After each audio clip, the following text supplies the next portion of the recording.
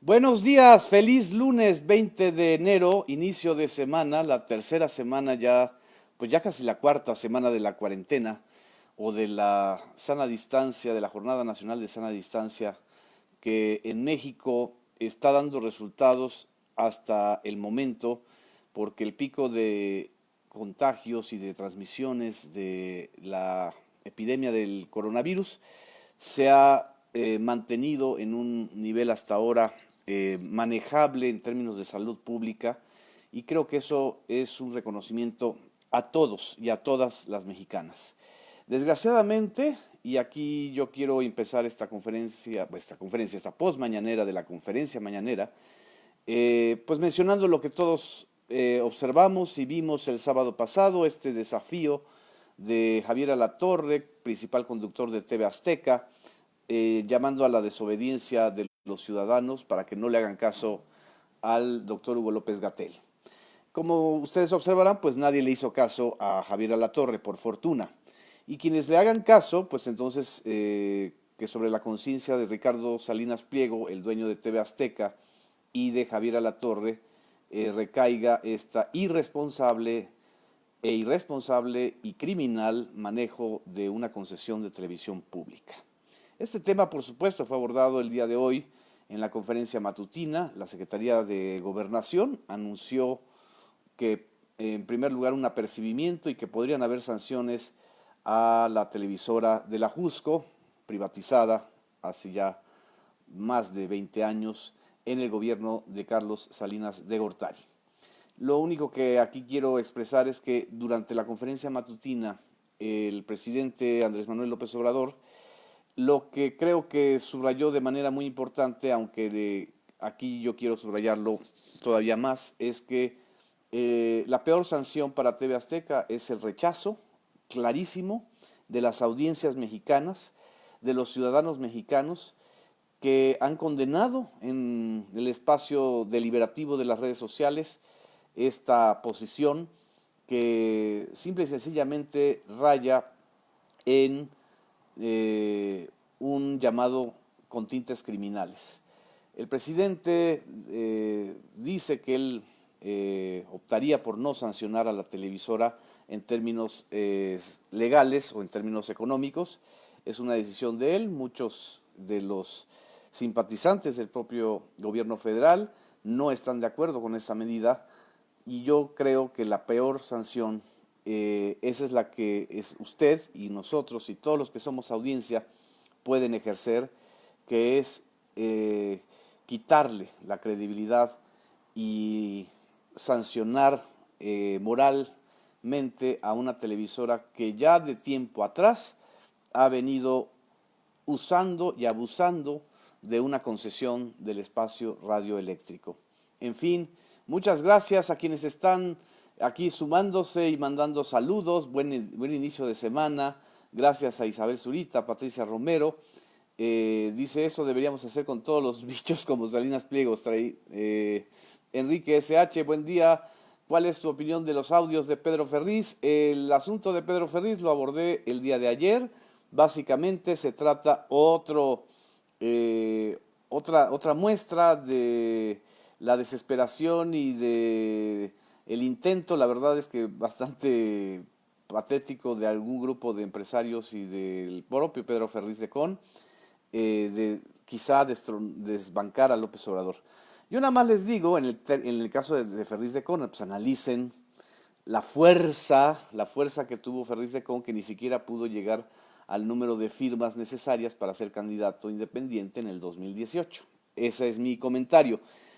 Muchas gracias, bonito día.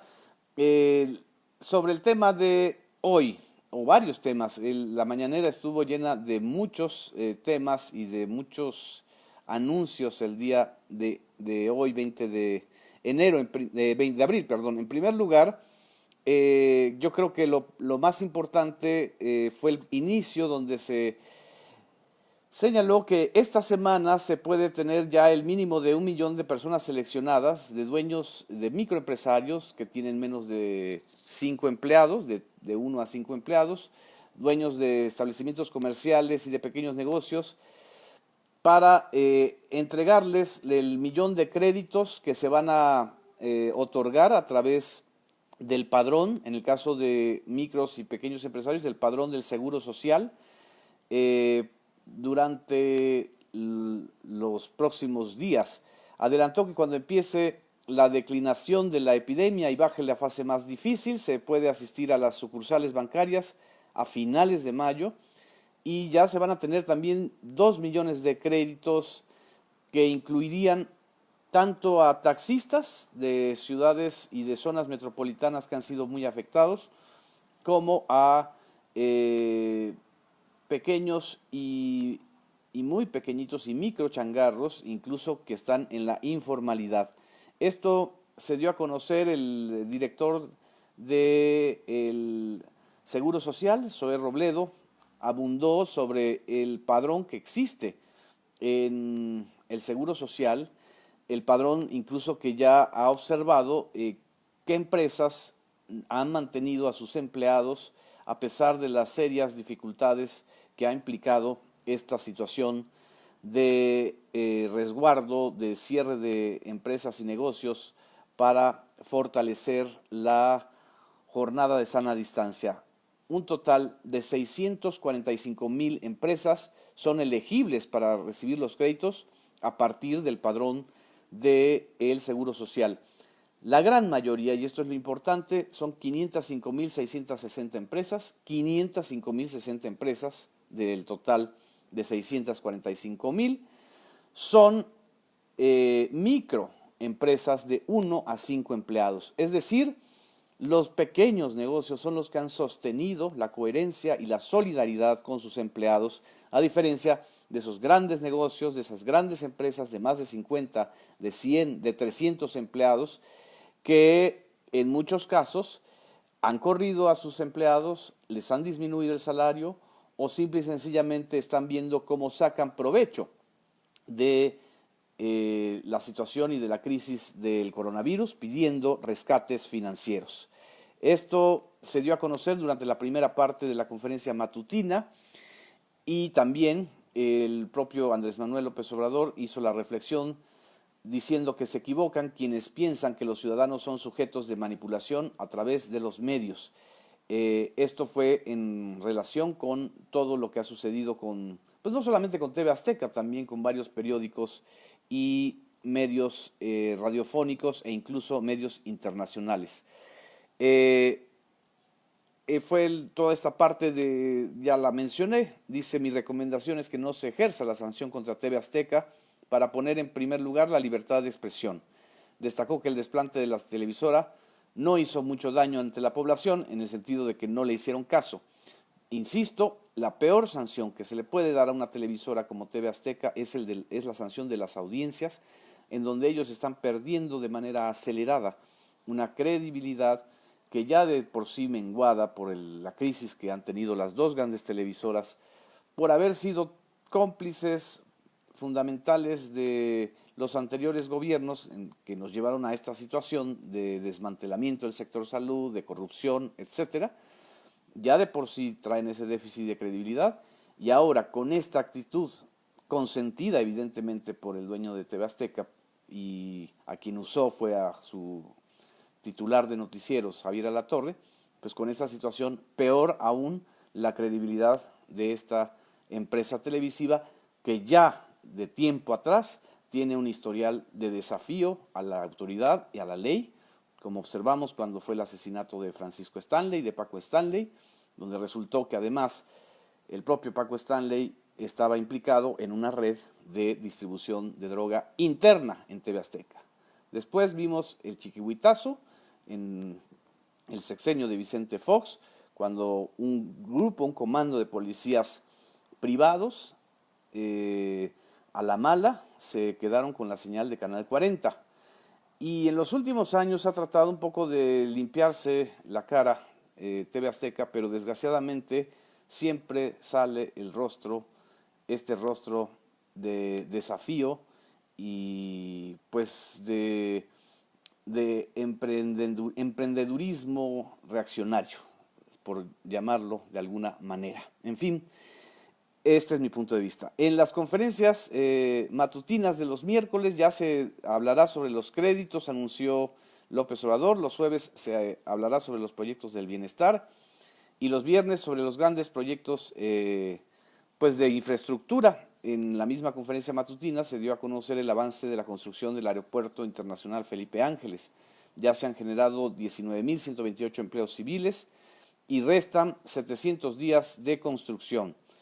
Sobre los ventiladores y los insumos necesarios para enfrentar en los próximos días, en donde van a ser los días más difíciles del coronavirus, informó López Obrador que tras las llamadas a Donald Trump y el presidente de Estados Unidos y a Xi Jinping, mandatario de China, habrán los 2.500 ventiladores adicionales que se necesitan, más lo que se producirá en México a través de el CONACYT y del acuerdo, el convenio que tiene con una empresa aeroespacial que opera francesa que opera en Querétaro.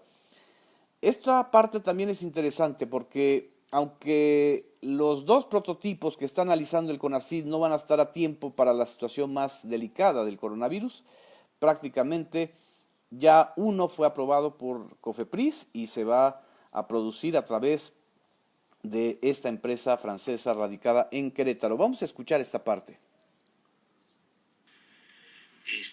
Por semana. ¿Quién los produciría?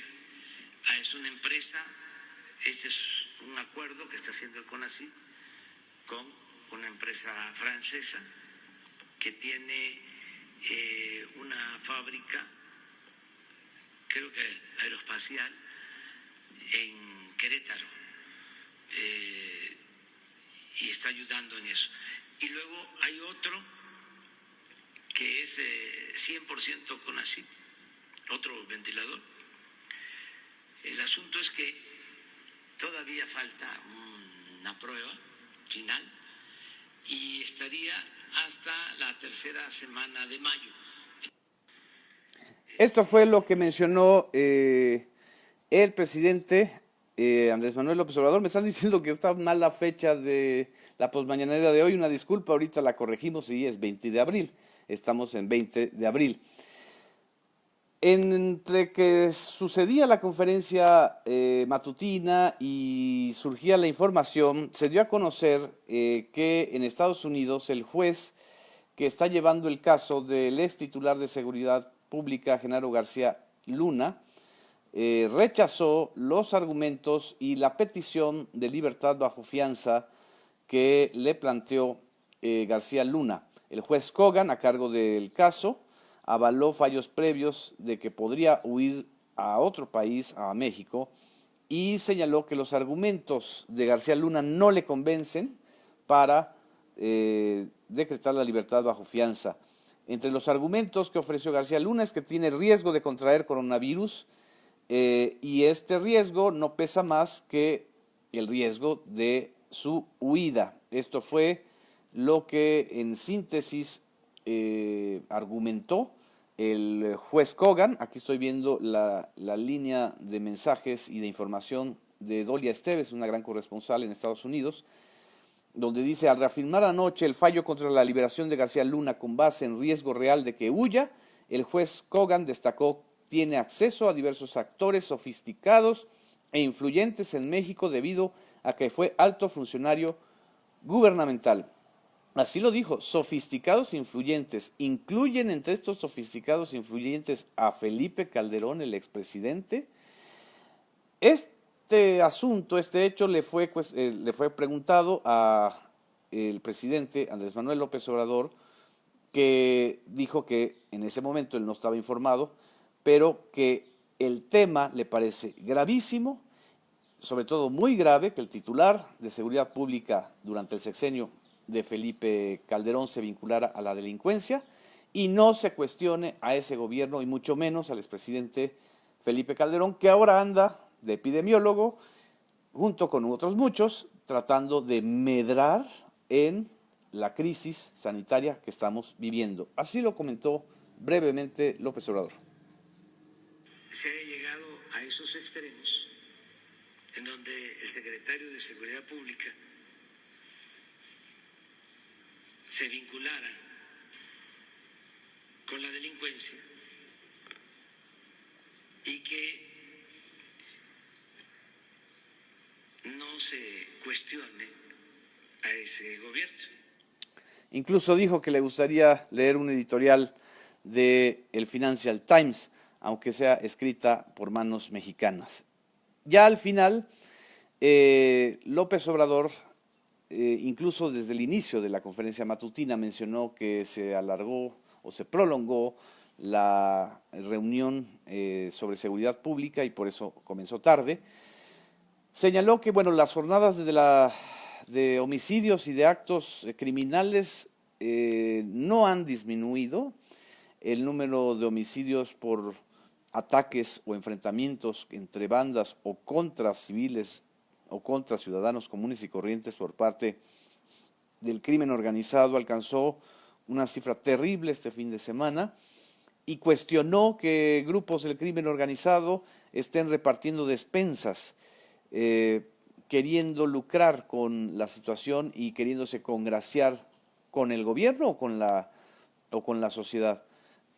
Los estamos observando, dijo Andrés Manuel, y cuestionó duramente esta estrategia porque dijo ayudarían más si dejan de estar matando y si dejan de estar utilizando la ilegalidad para sacar provecho, rajatabla y negocio, a final de cuentas. Al final de la conferencia, que también se prolongó mucho tiempo, Andrés Manuel López Obrador, el presidente, señaló que la visita que pactó con Donald Trump a Estados Unidos el próximo junio o julio puede servir para concretar la entrada en vigor del Tratado de Libre Comercio entre Canadá, Estados Unidos y México.